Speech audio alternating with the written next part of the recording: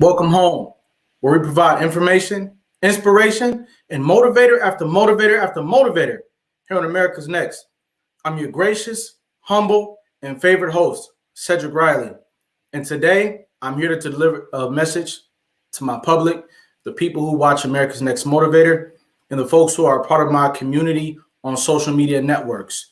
If you're tuning in right now, I want to say thank you, and I appreciate you from the very start. We got some snow coming down out here in New York, and so I was thrown off a little bit by that because there comes a time in life where you've got to go put some work in. So outside of my schedule today, I got some salt, got some shovels, and prepared my house. I hope that you did the same. Calling your loved ones who are out there who might be dealing with the weather conditions, who might be shut in, who might need some assistance. You never know who out there needs a phone call from you, a text message, or so on and so forth. Again, I appreciate you for tuning in today, but I've got to get some things off my chest, everybody. I've got to express how I feel, and I have a few agenda items for today. I am the Chief Executive Officer of Science and Motion Group, LLC. I am the founder of the Pride Empowerment Network, which is a 501c3 organization. And I'm the creator and host of America's Next Motivator TV show. Recently, which is the reason for this talk, one of the main reasons for this talk, if you're just now tuning in, I want to say thank you. All of our supporters and watchers and viewers on Roku, Android TV, Apple TV, Facebook, and YouTube, I want to say thank you. Come along with me for this ride. It's not every day that you'll see me do a live style video on my show. I usually have another guest that we talk to and converse and get to know their story. But I was made aware over the course of the past 2 weeks that people don't know who I am. People don't know what I'm asking for. They don't know what I'm trying to do, and they are unclear about my credibility. Let this be a lesson to us all. It's important to continue to let your community know and to let the world know who you are. I'll be doing some of that today. For those of you who don't know, I'm originally from Cleveland, Ohio. I got to take a few moments and put some respect and some bright acknowledgement on the folks who are my original family out of Cleveland, Ohio. The Curry family, which is a part of the greater Spence family. There's a lot of beautiful people in that family. We recently lost our great-grandmother. There are cousins, aunts, and uncles. Family that deserves acknowledgement. Not just for what may have been dysfunctions early in my life, but for the value that they also added in my life. Pretty much everybody who I interacted with along the way, I said pretty much everyone. I can share with you an adversity that we had, but I can also share with you value that they added to my life. And I'll be doing some of that today as well. But much respect to my family. Eventually, myself and my two younger sisters, we got placed into foster care. Before my two youngest brothers were even born, we got placed in foster care. Before we even realized what foster care was, we were taken away from our grandmother, her loving arms. My grandmother taught me a lot. She taught me a lot. She was always sharing wisdom as best as she could. I have to say, when I share my story, that my grandmother's alcoholism caused a disruption in the flow of our lives. I have to say that. But it's also important that I magnify the value that she added to my life, my sister's lives, and the lives of her family members. My grandmother was an elder sibling. She wasn't the baby. She was an elder sibling, and she provided leadership for others. And so she did that in my life. When my own mother couldn't do it, my grandmother stepped into position and did that. The reason why I'm sharing this talk today with no notes and with no tangible piece of reference in front of me is because later on in my life, after I got adopted, I was adopted at the age of 15 by another family, which was absolutely magnanimous. I told my mother that I was going to prepare for my first speech. My first speech was an international keynote speech. And I had probably 20 or 30 index cards that I was going to take with me to perform my first speech. I didn't have a conversation with a nationally known, recognized motivational speaker to prepare me for this speech. I did it myself with the help of the influence of some other programs that I'll talk about today. Now, before we got out of the parking lot of our apartment complex, I needed to take something out of the car and throw it in the trash. I kept my index cards with me, and when I went to throw the litter into the trash, I threw my index cards into the trash can as well. Now, I'm talking about a big dumpster. I hopped in my suit into the dumpster to get these index cards. And when I realized that I was going to either be covered in filth or that I was going to have to go and deliver this performance with no index cards, the choice needed to be made at that moment. And ever since then, I choose to consecrate my mind and to consecrate my spirit and say what it is that my soul desires to say. So this is the modality of my talk today. Much respect to my family. I went into the foster care system.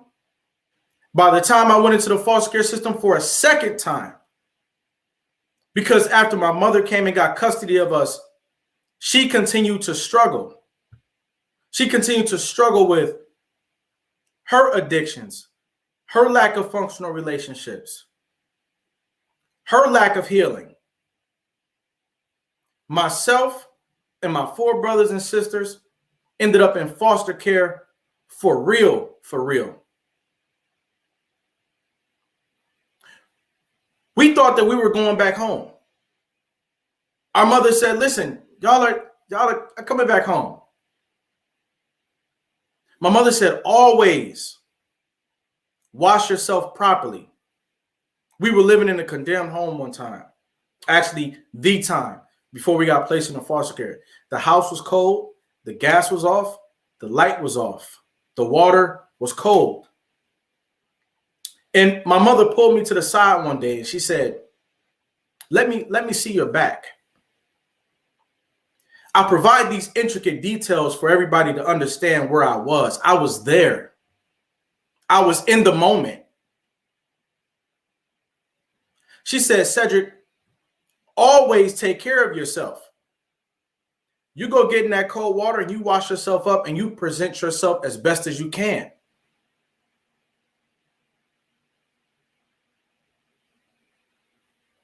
I realized as I'm shivering and washing myself up in cold water, the importance of cleanliness. And I know this particular conversation won't appear to be for everybody, but this conversation is for you. Trust me when I say this conversation is for you, because I need you. This is not a self-glorifying conversation that I'm having today.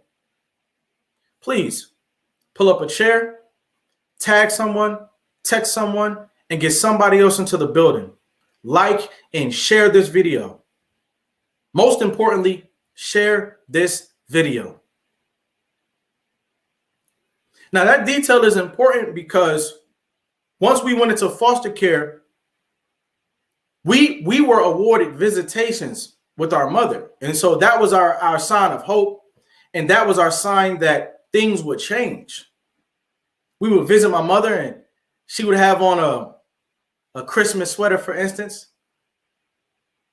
Her hair would be done. She would smell nice, have on a pair of earrings. How many people out there remember? Drop comments in the chat. Remember visits with your parents. How many of you remember the smell of the child services building? The look on the inside of the child services building around the holiday season.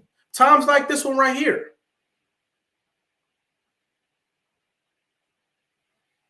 Parents who weren't around any other time of the year make a way to see their children at this time. First time they've seen their children in weeks. First time they've seen their children in months. I'm raising awareness today about the realities of youth in a foster care system in America now and then and before I was born. This has been going on for several hundred years. The reality of children with no parents or children with a few adults in their community trying to be parents. It's been going on for a long time. Mothers crying because on a Christmas holiday visit, it's time to go after an hour. Children crying because on a holiday visit with their actual parents, it's time to go after an hour. Little kids in the hallway kicking and screaming because their mother and their father's got to go. Think about it. Bask in it. Realize why I continue to share my story. The painful details. The painful details. Yes, the feeling you get when you get near the building. You get butterflies in your stomach. You get queasy. You get headaches. You get sweats. You remember trauma. I'm saying all this to say that on one particular time, when my mother came to visit me, I could smell her from across the lobby. My mother didn't tell me that she was on her last leg. My mother didn't explain to me the pressure and anxiety that she was going through. My mother didn't tell me how torn apart she was because she was no longer with her children. She had 5 children.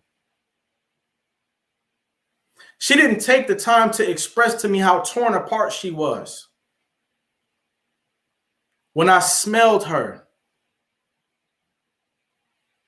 when I smelled my mother at 10 years old, in fact, at 9 years old, I knew that things were wrong. I knew that something was not right. A little more context.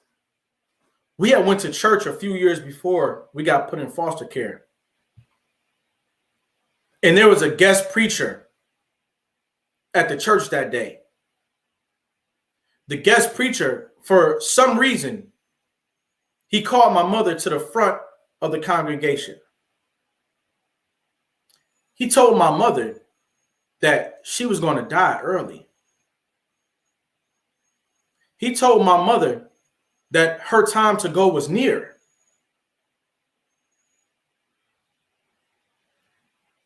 We left the church that day with the omen of what was coming. So yeah, of course, I said that to say that my biological mother, she died while we were in foster care. My hope of a continued relationship with my biological mother, let alone my biological father, was erased. Let me fix my tie respectfully. Joshua Kays. Joshua Kays is a gentleman that you can look up here on Facebook. He seems modest enough. Joshua Kays taught me how to tie a tie. He was a math tutor. Taught me how to tie a tie. Every time you've seen me and thought, hey, Cedric's tie is tied properly, Joshua Kays taught me that. So my opportunity to have a relationship with these people was erased. And so my lens changed. My lens changed to figuring out how to grow up, figuring out how to survive, figuring out how to succeed. I had no idea what motivation was. Motivation wasn't a part of my vernacular at the time. Inspiration wasn't a part of my vernacular at the time. I was constantly looking for answers, solutions, people. Answers, solutions, people. Does this sound familiar? Do I sound like you? Are you feeling me? Drop a 1 in the chat if you're feeling me. Drop a 1 in the chat if you're feeling me. So I'm spending some time with you all today. If you're tuning in, I appreciate you. If you're out there in TV land and you can see me, but I can't see you, I want to say thank you. Because the message gets better. Rather, the message gets happier. And so I'm going from home to home. My first foster home, our foster mother said, I don't know who you are and what you've been through, but I'm not going to be your forever mother. That's not who I'm going to be. Y'all are my first children. I never had children before. Call me auntie. She almost told us that we were an experiment. That me and my brothers were an experiment.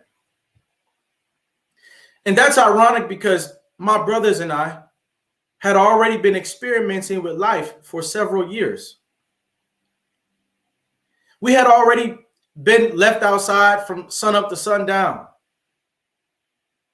We'd already picked fruit from the trees in the neighborhood. We'd already taken vegetables out of the local gardens. We'd already went to the free lunch programs on our own. We'd already been around people who were stealing cars. We had already been inside of abandoned homes, abandoned churches. By the time we were in our first foster homes, where our foster mother essentially told us that we were going to be an experiment, it was ironic because we had already experimented with the neighborhoods that we lived in.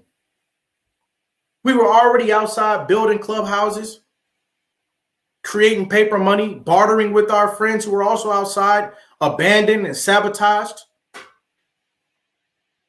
I had already held a crack pipe. I had already held a crack needle. I had already held a crack spoon. I had already held a bottle of corn liquor. And yet we were the experiment. No. We were already years into experimenting. What is life? We were already exploring our surroundings in terms of talking to adults, talking to other kids who were out there, climbing, looking.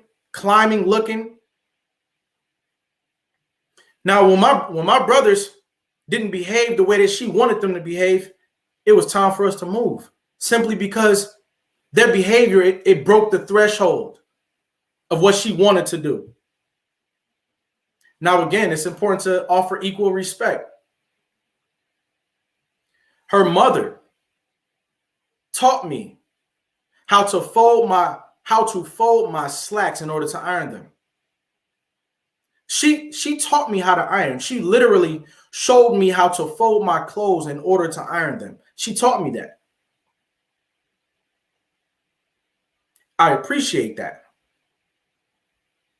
We moved into another home where our foster mother said, listen, you have to call me mom. I immediately felt disrespected.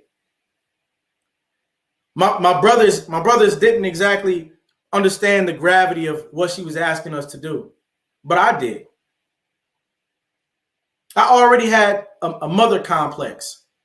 My earliest memories, I was living with my grandmother. My mother was the one coming to visit. So I already had a mental complex about mother. Mother was sacred to me. If I call you mom, that means you're here. You're not in the outer bubble. You're in partial control of the main bubble. She said, listen, first things first, you got to call me mom. If you never had name brand shoes, I'm going to provide those for you. You never had a high quality education, I'm going to provide that for you. Name brand jeans, clothing, I'm going to provide that for you. Not only did she half-heartedly fulfill those promises, meaning, yeah, sure, we got a pair of new shoes here and there. We got a new pair of jeans here and there. But we went to the same schools that we've been going to. We experienced the same traumas that we had always experienced. Now, before I go further, she taught me the value of real estate. She would have conversations with us about buying homes, equity, how the rent that she might have been collecting from a property or two was literally helping her to keep the lights on where we all were. She brought us in on her challenges as an adult. Yeah, she taught us that. But if you don't know me and you've never heard my story,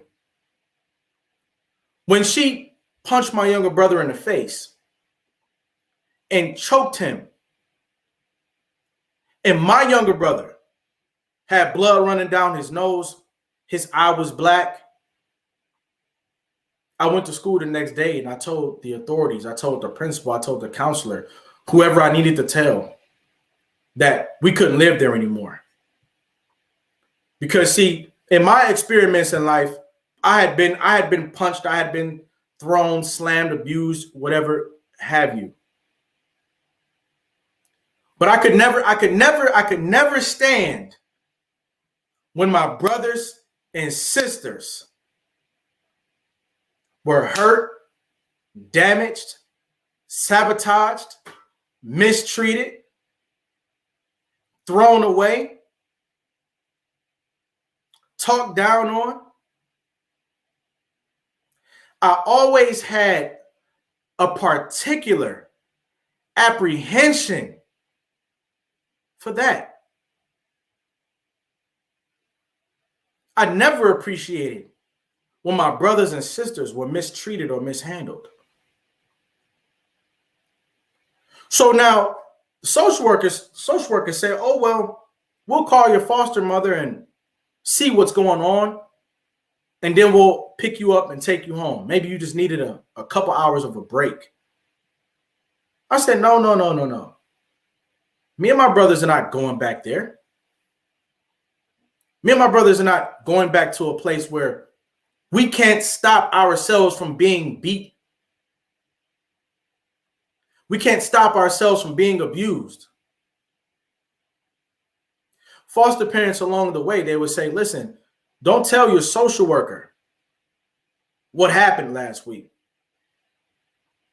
And so we kept conversations to ourselves, but we never forgot about the conversations that we had with one another. Conversations about making our lives better, working together to live a better life, making it through, not stopping. Those are conversations that we'll never forget. And so we moved into another home where our foster mother said again, I'm not here to be your forever parent. That's not the role that I'm going to play in your life. And at this time, I'm used to just being somebody who's going to be here temporarily. So when you say, Cedric, I've listened to you 100 times. I don't want to hear no more. I'm out. I'm used to that. I've been used to that for over a decade now. And I'm speaking up today because when I go to venture forward, people remind me that they don't know who I am. So it's imperative that I continue to tell my story as if I've never told it before. Much respect to the universe, much respect to the big, big, big world that we live in. I'm like a drop of water in the ocean. And I have to continue to acknowledge that if I'm ever going to realize my mission. And hopefully you take that charge and do the same. And so this particular parent, she said, listen, we don't eat pork in this house. Your diet is very important. The things that you put in your body are very important. I'm also a business owner. I'm an entrepreneur, is what she taught us. Be an entrepreneur. Eat clean and be an entrepreneur. Eat clean and become an entrepreneur. This is what she taught us. She said, trust and believe. You won't be here forever. That's not the role I'm here to play.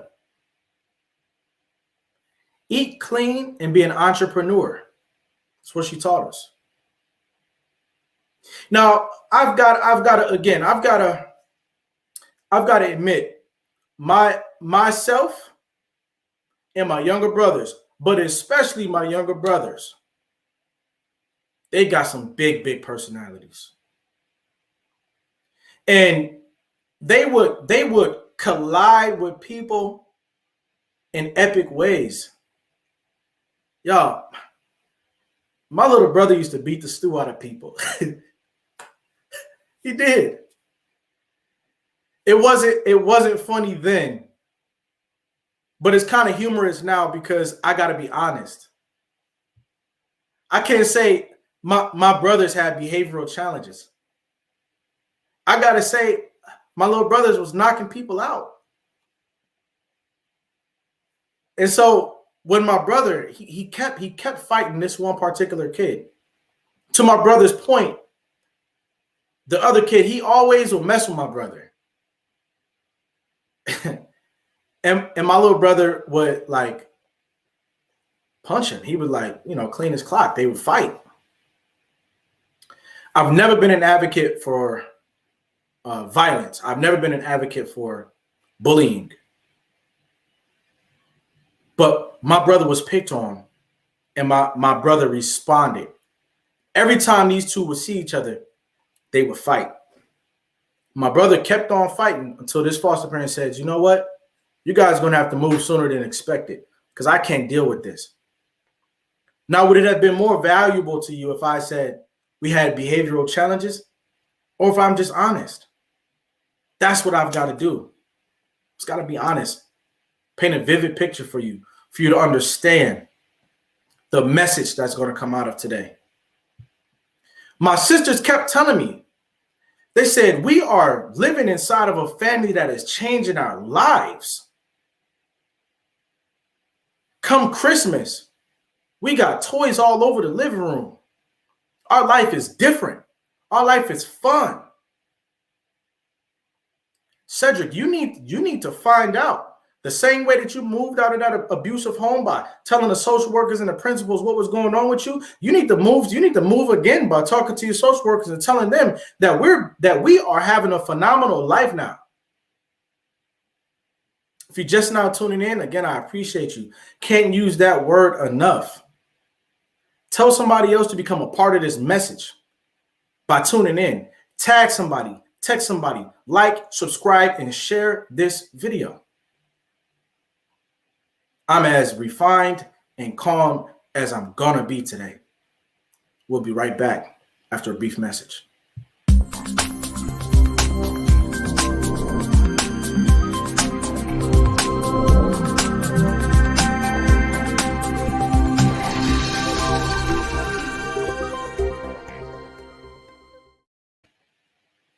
America's Next Motivator, Monday, Wednesday, and Friday at 5 p.m. Eastern, Tuesday and Thursday at 10 a.m. Eastern.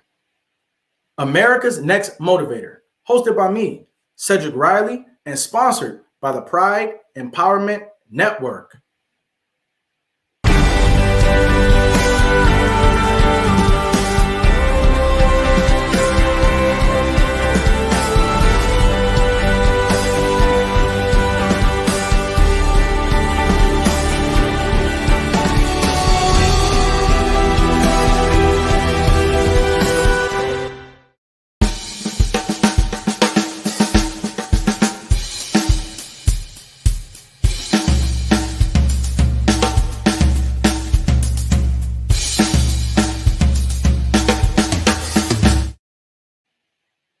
Hey family, this is Cedric. You know that my breaks are short. I'm right back at you. We got a comment in the building. Let's see what somebody said. I've shared the heck out of it. Rose Q. Hensley, I want to definitely say thank you to you. You've been a part of this community. You've been sharing the episodes. And it's people like you, Rose, who make all the difference in where we are going. I like to say we. It's people like you, Rose, who make the difference in where we're going. You are not paid, nor are you coerced to be a part of our community and share our messages, but you do it often, and I deeply, deeply, deeply thank you. So now, I listen to my sisters. One of the most valuable things that could happen for me during the week was a conversation with my sisters. If you didn't know, because you're just now getting to know me now, I have several beautiful sisters. Several beautiful sisters. They're a delight. They're funny. They got pizzazz. And they got great spirits. All of them. So now my sisters kept telling me that I needed to become a part of this family. And if you know anything about child welfare, you know that the youth in the child welfare system, they have to move every 6 months. Sometimes you might be in one place for a year. Sometimes it goes over. Sometimes it goes grossly over, which is another part of the reality. But our social worker was looking for our next placement. And I said to her, my sisters told me that their lives were changed by this particular family that they were living with. So after a few weeks of me mentioning this to the social worker made the necessary phone calls and research. Let's take a moment to appreciate all of the social workers out there who bend the mold, who create new molds, who come up with new ideas, different ideas to create a way for their youth, for the children that they're working with. I had a social worker. Her name was Miss Ballard. Miss Ballard taught me to not just react to the things that are going on in my life, but to think before I act, to have a conversation with myself before I commit to action. Because in one light, you could be a young person who's going places and who looks becoming, but in another, because of your temper, because of your lack of temperament or temperamental control, you look like somebody who's not worthy. You look like somebody who's not worthy of long-term placement. You look like somebody who's not worthy of adoption, worthy of long-term foster care, and worthy of long-term relationships. She taught me that. And it was at that time that I realized in order for me to grow out of this system effectively, I'm going to have to visit that which we call a temper or a temper tantrum, and I'm going to have to turn that switch off. My social worker taught me that, and I kept it. Family, I'm showing you how The lessons that were taught to me along the way, I store them. I store them in my inner temple. I store them. I got like a inner capsule. I take all the lessons that I get from people. I store them in there. Whether I felt that I was mistreated or things got mixed around in an unfavorable way for me or the other person, I always take what I learned. That's respect for people. That's respect for the universe. And that's respect for your life. Things are not always going to look and feel fair. But every single experience that you have results in a piece of knowledge and an amount of energy that you can now carry with you and transmute into a more positive thing. Now, she introduced me to a family that changed the rest of my life. I have to make it plain and clear that my concept and my reality of family changed. Everybody's got to know that about me. My whole outlook on life changed. I never had a mom like I experienced when I got into this family. This particular mom was different than every other mom I ever experienced in my life. And everybody needs to know that about me. Miss Riley, she's still alive today. She changed it. She changed her community. And she doesn't like to be on the internet. She doesn't like to be publicized. But she's a hero. There's other heroes out there, and I'll talk about a few of them that I know. But I've got to take some time and discuss this particular hero who I'll call Mrs. Riley. I'll give you a story about Miss Riley.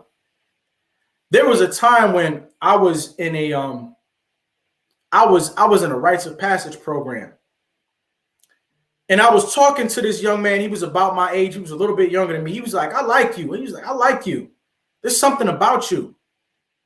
Then we was talking about where we've been and where we come from and stuff like that. He was like, yeah, man, I overheard you talking the other day, talking about that you were in foster care. I said, I was in foster care too, man.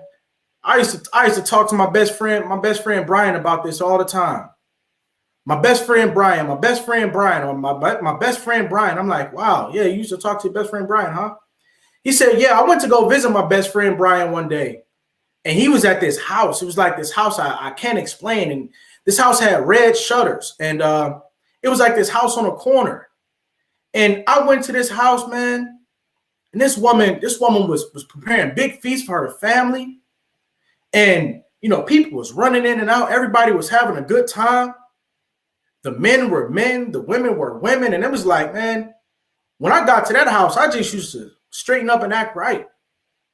And he kept explaining his house. And I said, well, this lady named Miss Riley? He said, yeah, you know her? I said, man, that's my mom, man. This happened. Miss Riley brought me into her home. She said, everybody have a seat in the living room. So I'm sitting there and I'm thinking, Yolanda Riley's here for a reason. Hi, Mom. I'm thinking, what's this home going to be like? What type of promises is she going to make today? Is she going to be upfront or is she going to be covert about her actual perspective? She called everybody at the table that night and gave everybody at the table a pork chop. And then she handed me a basket of French fries. Now, if you've ever been to McDonald's and they gave you 2 large fries and you got 2 people in the car, you probably would take one of those fries and give it to somebody else. If you were at somebody's house and they gave you a basket or something, right, you probably would think to take that basket and to take a few and pass it along. But she stopped me before I could pass that basket. And she said, no, Cedric, that entire basket of fries is yours. I said, oh, this is getting ready to be totally different. She said, I don't know that you ate last night. I don't know what's going on with you. But this is how we do things here. Our culture is different. The Riley culture is different. We work hard here. We build men here. We build women here. We raise families here. Generations have come through this house.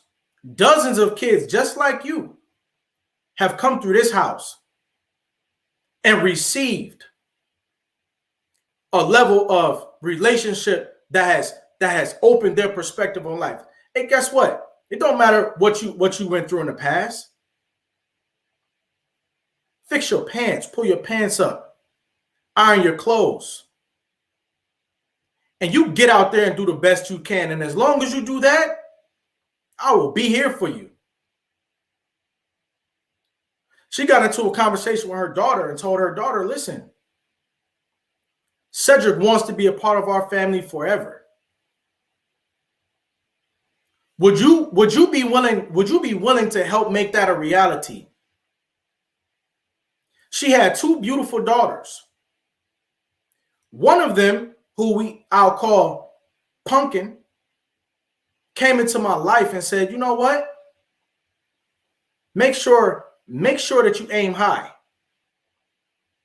Make sure that you go out there and believe in yourself just like everybody else believes in themselves. You need a ride, I got you. You need a brush, I got you. You need a book bag, I got you. You need some cologne, I got you. You want to get involved in a program, I got you. Her and her sisters were best friends. If you have a sister, hold on to them. Because sisters can anchor each other's lives and anchor a family by anchoring one another. But it was her sister that took the cake. Her sister came and said, you know what, Cedric? I'm gonna do what it is that I do in your life. You're not gonna play games with me, and I'm not gonna play games with you. Let's get close because the rest of your life is now. You need to learn how to write. You need to know how to read. You need to speak up for yourself. Let the world know who you are. Let the world know how you are. And I'm going to back you up. No other mother I ever had in my life did what Yolanda Riley did. She's in the building today right now. Nobody.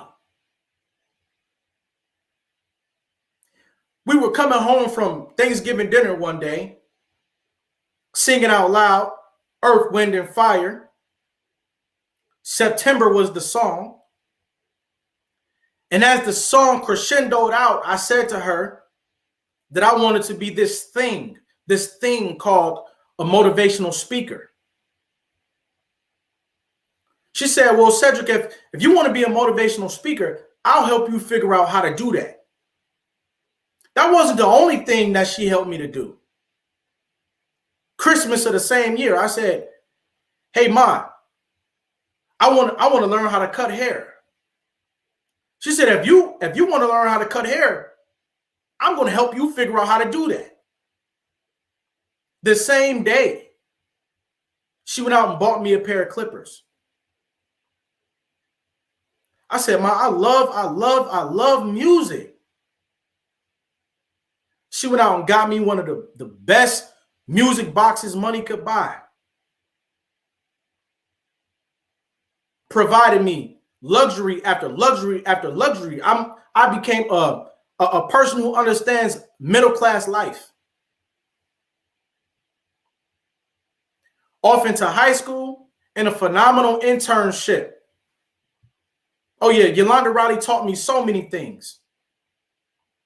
I moved into an internship, which was also afforded to me by Yolanda Riley, Corinne Riley, Starlet Cunningham, Marsha Thornton. You can look these folks up.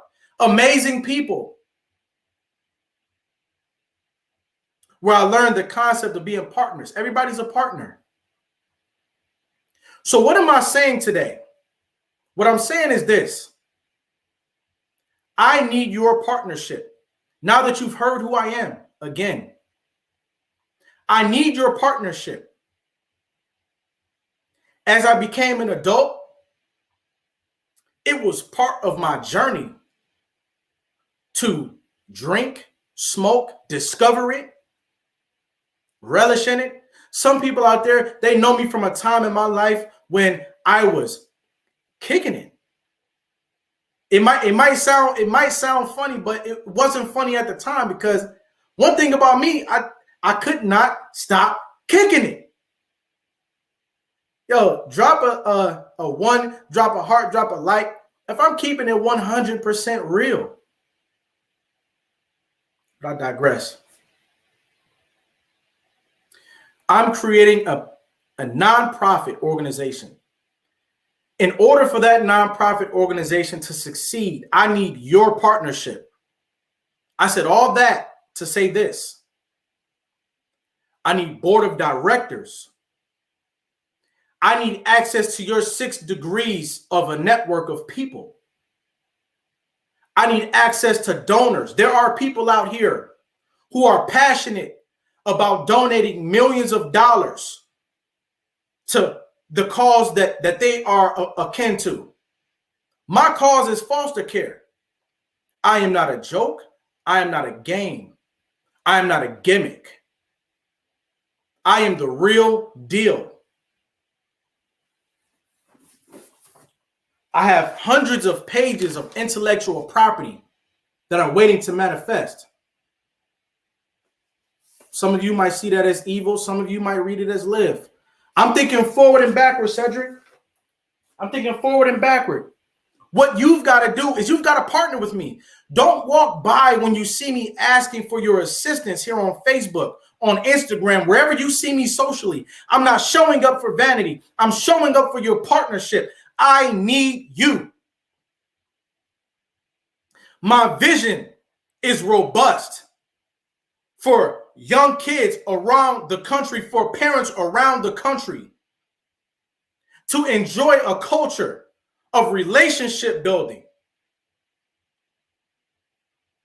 dynamic motivational conferences, technology,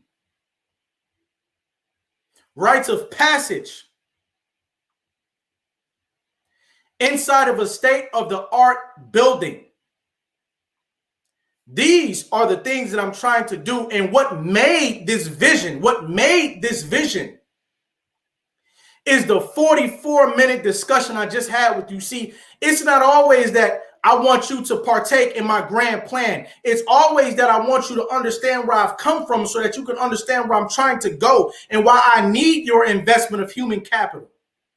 I need your investment of human capital because I can't appear at anybody's table by myself. No, I need you. I need board of directors.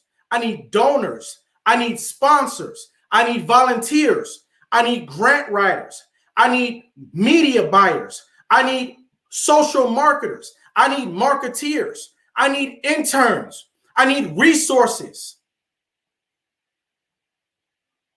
I need meetings scheduled where I can roll out what it is that my strategy is. What I'm trying to do does not exist today.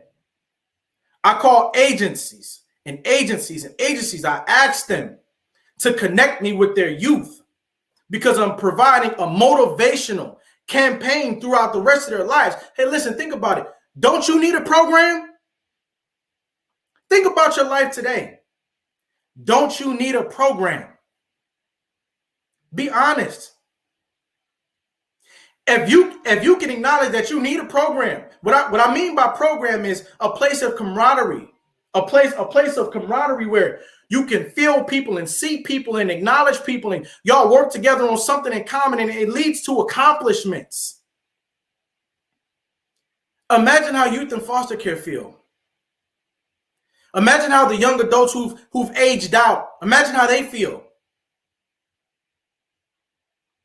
And it doesn't always look like a soft corporate event where lives are not being changed. I stand in the gap to be somebody with their mouth open, with their heart open, in a methodical plan to change you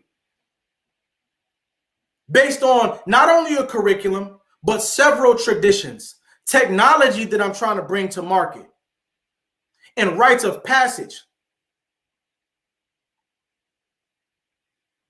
This is what I came here to let you know today.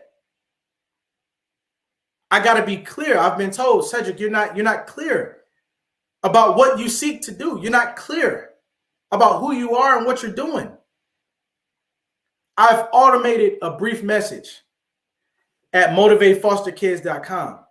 You can go there. You can acquire that message for $199. This is not a commercial. When you can download something and use it over and over and over and over again to strike up a conversation that can result in the overall illumination of a young person who you don't know, that's valuable. Don't continue to walk past that, but look in your real life for solutions as to how you can have meaningful conversations with children that you don't know. I'm providing something, family. I can't do it by myself. I need your help. A nonprofit organization that seeks to build young men into grown men and young ladies into grown women. We need that. Look, check, and see. People who have lived a life like those who grew up in the foster care system, they need help becoming adults. You've got 20-year-olds and 30-year-olds and 40-year-olds and 50-year-olds out here who are still trying to become an adult because they're emotionally unwhole because they never had a program. Come on board. Come on board. I'm starting from scratch. I've been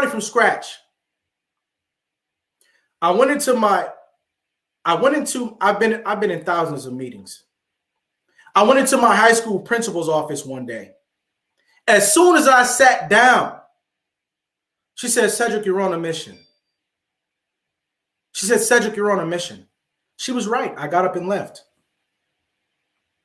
I'm on a mission to make my people proud. Everybody who said, you know what, Cedric, you go ahead. You keep going up and forward. You know what, Cedric, you go ahead. You keep going up and forward. Arita Hardy, Christy Clement Williams, Mark Hatcher,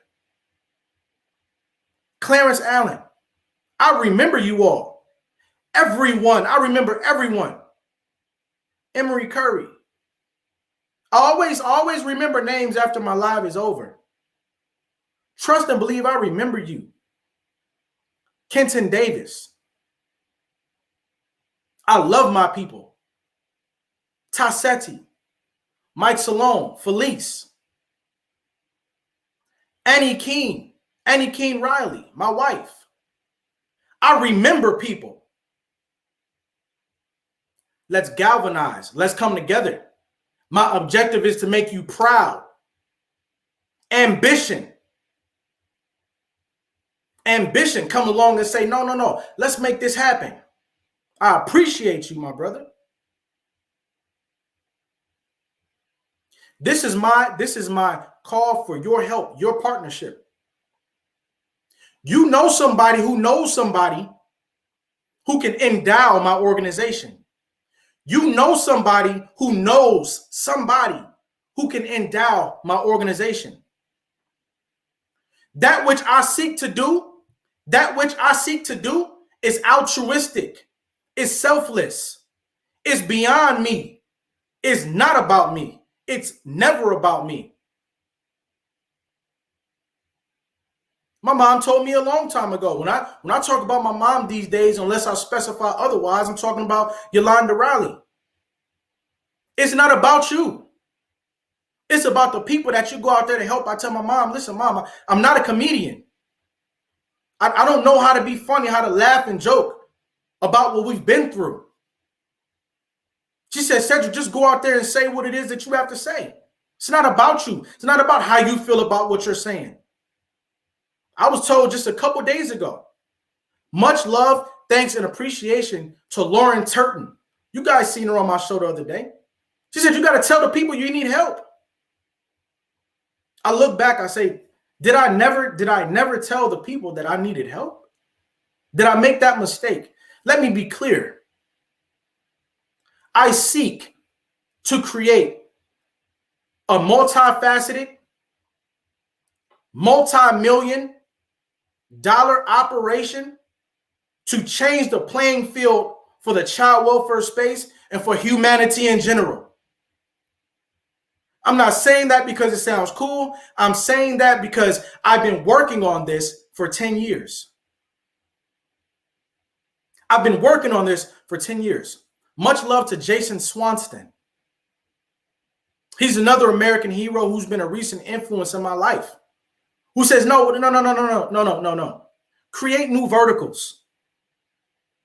That's what I've been here to do. It's a reminder. Make your people proud. I am seeking to create a new vertical. There's no motivation department. People trying to figure out how to connect, empower, and compel children that they don't know. That's the gap that I stand in, and it is a worthy cause. So come on board. Send me a message. I can be contacted at cedricspeaks@gmail.com. cedricspeaks@gmail.com. Send me a direct message. Why should we look back 10 years from now and say, you know what, Cedric? I hear you, my brother. Too bad it never happened. No. Come together now. We need a program now. We need camaraderie now. I know 100 people who could benefit from standing with me. I want to say thank you. We've covered survival, success, and greatness today. I'm nowhere near finished. I'm going to deliver my solution to you. I promise. My brothers and sisters, my family, everybody who ever encouraged me, I will deliver a solution. Like I said I was going to do back then. I'm still here today. Let's partner. Let's make it happen. I love y'all. All of my peers out there who are doing things, starting their own businesses, starting their own functions, I love and appreciate you. I'm running over time now. I got passionate like I always do. I'll see you guys tomorrow right here at 10 a.m. on America's Next Motivator. Thanks for stopping by.